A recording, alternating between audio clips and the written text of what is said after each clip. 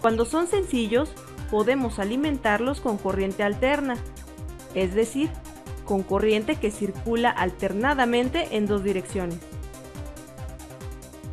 Pero conforme se hacen más complejos los circuitos electrónicos, es necesario utilizar corriente directa, una corriente que solo circule en una sola dirección. Los complejos circuitos electrónicos utilizan corriente directa porque su principal objetivo es el manejo de señales y por tanto necesitan de una alimentación estable y predecible para poder realizar dicha labor. El dispositivo responsable de convertir la corriente alterna en corriente directa es el diodo, un dispositivo relativamente pequeño pero capaz de hacer que la corriente pueda ir en un solo sentido. Su principio de funcionamiento era en realidad muy sencillo. Si se tenía un cátodo incandescente o calentado por medio de un filamento y una placa metálica en el otro extremo del bulbo, y se aplicaba un voltaje con polaridad negativa al cátodo, positiva al ánodo, se podía establecer una corriente eléctrica entre ambas terminales. Pero si se invertía la polaridad, esta corriente se detenía. Por tanto, el diodo resultó ser un dispositivo unidireccional.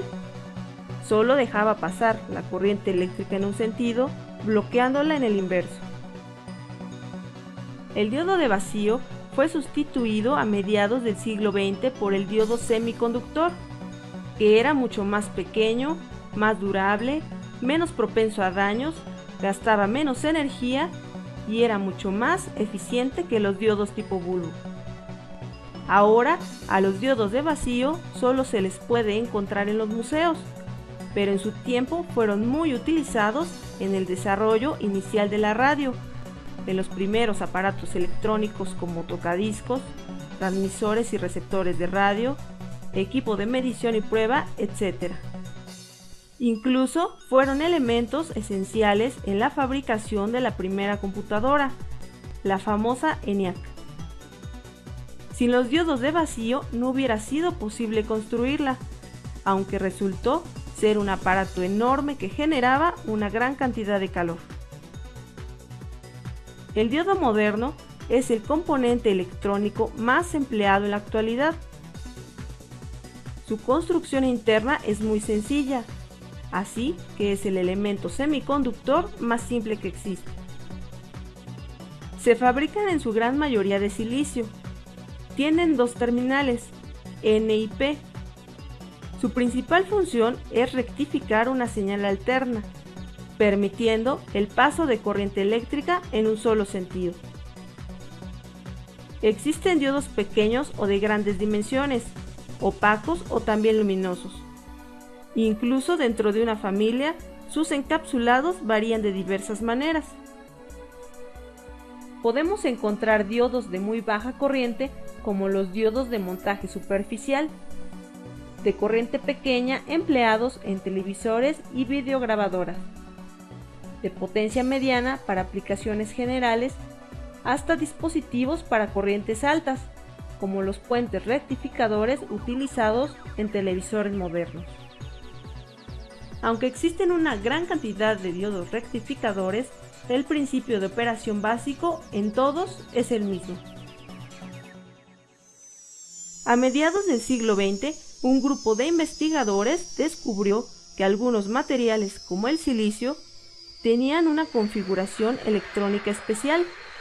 Sus átomos poseen 4 electrones en su órbita de valencia. Para que un elemento sea estable eléctricamente, necesita 8 electrones. Al momento de arreglar el silicio en una estructura cristalina, los átomos se acomodan en forma estrecha y los átomos cercanos comparten sus electrones, reuniendo los 8 electrones necesarios para lograr la estabilidad eléctrica. En estas condiciones, el material no conduce electricidad, pero cuando se le conectan átomos con impurezas tipo N, es decir, algún elemento que tenga 5 electrones en su órbita de valencia, entonces todos los átomos están estables excepto uno, en donde existe un electrón de sobra, fácilmente afectado por campos eléctricos, por lo tanto puede ceder electrones. Si se le añaden impurezas tipo P, electrones que en su órbita tienen solo 3 electrones, se forman huecos en la estructura cristalina que fácilmente aceptan electrones externos. Así, el material se vuelve conductor bajo ciertas características de polaridad de corriente. ¿Qué sucede cuando se combinan los fenómenos de los materiales tipo P y tipo N? Si se coloca un material tipo P en contacto con un material tipo N, sometiéndolo a diversas condiciones de carga eléctrica, por medio de un par de terminales, se crea un dispositivo llamado diodo semiconductor. Cuando un diodo se polariza, el lado positivo de la batería se conecta hacia el cristal N y el lado negativo hacia el cristal P. La carga positiva atrae a los electrones libres del cristal N y los concentra en el extremo del diodo. Por su parte, la carga negativa atrae a los huecos del cristal P y los reúne en el otro extremo, provocando que en el centro se forme una zona de no conducción, pues no existe intercambio de electrones ni de cargas positivas.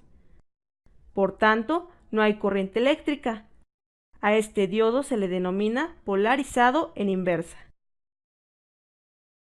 Cuando se invierte la polaridad de la batería, el extremo positivo ahora está conectado al cristal P y el negativo se conecta al cristal N. Las cargas positivas de la batería repelen a las cargas positivas del cristal P y lo envían hacia el cristal N. Lo mismo sucede con la carga negativa de la batería, que repele a los electrones del cristal N y los envía hacia el cristal P. Se produce un flujo de cargas eléctricas, electrones de tipo P y huecos del material P hacia el N.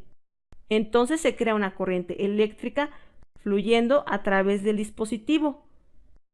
Cuando esto sucede, el diodo está polarizado en directa y permite el libre flujo de la corriente eléctrica. Se puede demostrar cómo el diodo se polariza en inversa y en directa, mediante un sencillo experimento con dos focos y un diodo alimentados por un voltaje de corriente directa.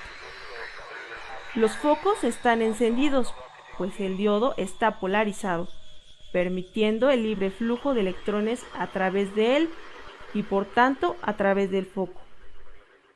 Cuando se invierte el diodo, el foco de la derecha se apaga, ya que el diodo está polarizado en inversa e impide el flujo de electrones, evitando que el foco se encienda. Este dispositivo nos puede funcionar como un interruptor, colocado con el voltaje que le está siendo aplicado. Cuando se utilice un diodo, se debe cuidar que su voltaje de ruptura esté por encima del máximo voltaje inverso que se aplique. Aquí tenemos el símbolo de un diodo rectificador típico. La base del triángulo corresponde al material tipo P o ánodo. La línea paralela a la base corresponde al material tipo N y las líneas adicionales simulan las terminales del dispositivo. En un dispositivo real, el ánodo se encuentra en un extremo que no presenta ningún tipo de marca, mientras el cátodo corresponde al extremo donde se encuentra una banda identificadora. Estos diodos semiconductores presentan en su extremo derecho una banda que identifica la posición del cátodo. Aunque esta es una regla casi general, existen encapsulados como este, en el que cada una de las terminales tiene un signo que corresponde a la polarización que debe tener el dispositivo para entrar en su estado de conducción, o también pueden traer impreso el símbolo de identificación de terminales. Para comprobar si un diodo semiconductor se encuentra en buen estado, se puede utilizar un multímetro digital, que en muchas ocasiones ya incluye una escala especial para medir estos dispositivos. Cuando se aplica la terminal roja al cátodo del diodo y la negra al ánodo, en el display debe aparecer una indicación de resistencia muy alta, lo que significa que el dispositivo no está conduciendo.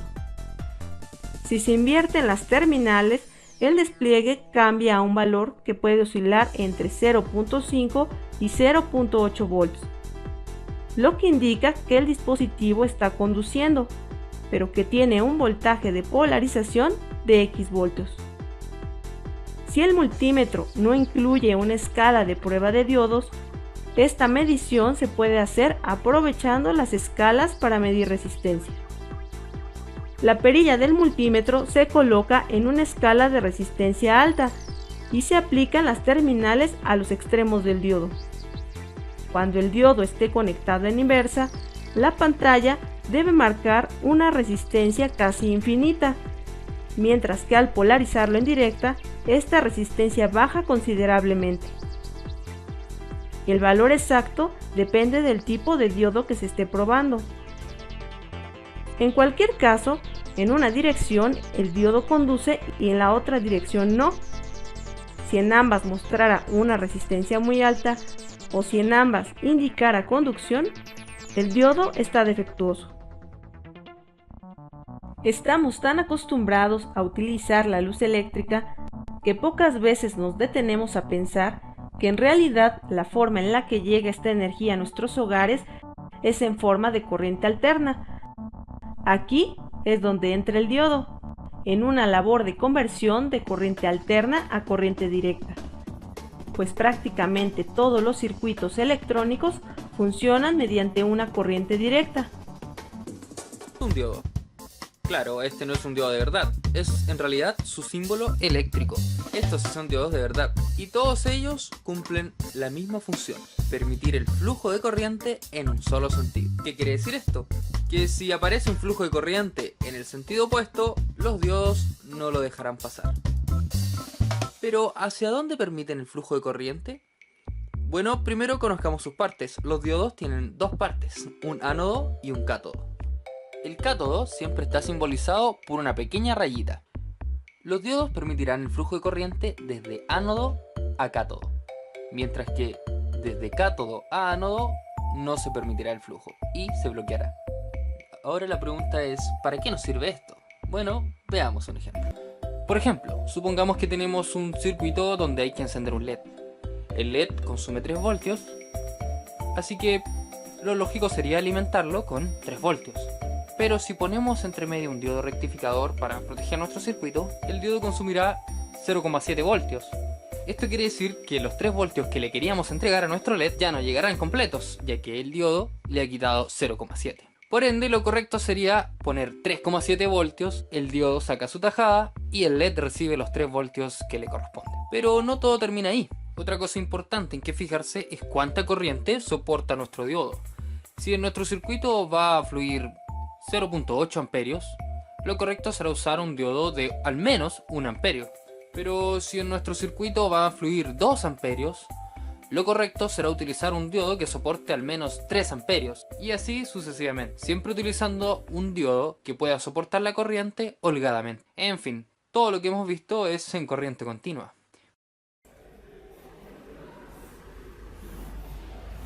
Lo estoy dibujando grande para notarlo. Hay dos materiales de los cuales está hecho el diodo. Un material sería el germanio y otro el silicio. Entonces existen dos clases de diodo, uno de germanio y otro de silicio. Internamente el diodo está compuesto de dos regiones, una región llamada N y la otra P. En la región llamada N hay una cantidad excesiva de electrones y en la región llamada P hay un déficit de estos, es decir, no va a haber electrones en esta zona, más bien van a existir huecos, ¿ok? Y una zona del medio, la cual se llama umbral. Entonces, si nosotros polarizamos directamente el diodo, es decir, si conectamos el lado negativo en la zona N y el lado positivo de la batería en la zona P, lo que va a suceder es que los electrones de la batería van a venir en esta dirección, queriendo llegar a la zona positiva, y van a pasar por el diodo. Al pasar por el diodo y viendo que a su entrada de la zona N vienen más electrones, pues no le va a quedar mayor remedio que saltar los electrones de la zona N hacia la zona P, rellenando estos huecos de electrones, y así permitir el flujo de esta parte a la zona P, y los electrones de la zona P van a saltar ya al conductor y los electrones van a seguir su recorrido. Caso contrario, si es que nosotros polarizamos de una manera inversa, es decir, con la zona positiva de la batería en la región N y la negativa en la región P, pues entonces lo que va a ocasionar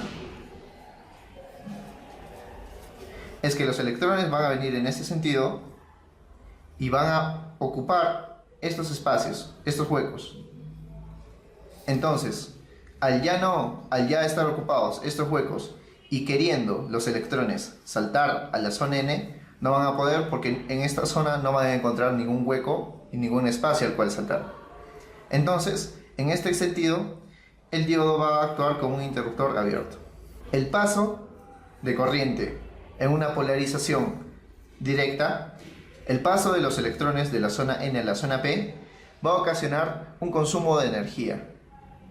Este consumo de energía en un diodo de silicio y en un diodo de germanio van a tener valores diferentes. El salto de electrones en un diodo de silicio va a venir dado por un valor de 0,7 voltios. Es decir, esa es la cantidad de voltaje que va a requerir los electrones de saltar de la zona N hacia la zona P a través del umbral. Y en un diodo de germanio va a consumir 0,3 voltios.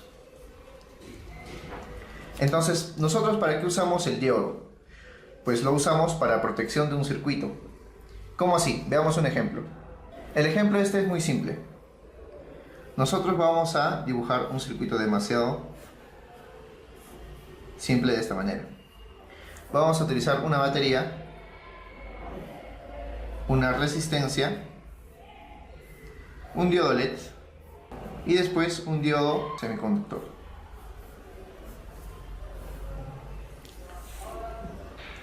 Entonces, la función de este diodo va a ser de permitir el paso de la corriente en este sentido, protegiendo el diodo LED. Este circuito lo vamos a pasar al protoboard. Yo que tengo la resistencia enseriada con el diodo LED, acto seguido voy a conectar el diodo. Yo ubico el cátodo, que es la zona negativa del diodo, y lo voy a conectar, como nos dice nuestro circuito, al lado negativo de la batería, enseriándolo con el diodo. El cátodo, lado negativo, y el ánodo enseriado con el diodo LED. Listo. Acto seguido voy a conectar la batería, el lado positivo a la resistencia y el lado negativo al diodo. Como ven, nuestro diodo LED enciende. Esto es debido a que por él está circulando corriente a través del diodo LED y por ende está circulando corriente en todo el circuito. Si yo polarizo de manera inversa, lo que estoy haciendo es polarizar inversamente mi diodo. Y al hacer esto vemos que no conduce corriente. ¿Y cómo sabemos que no conduce corriente? Porque nuestro diodo LED no está quemándose. Si nosotros polarizamos directamente, inversamente un diodo LED, este se quema. Entonces lo que estamos haciendo ahora es proteger nuestro diodo LED. Y con eso acabamos la explicación del diodo. Gracias.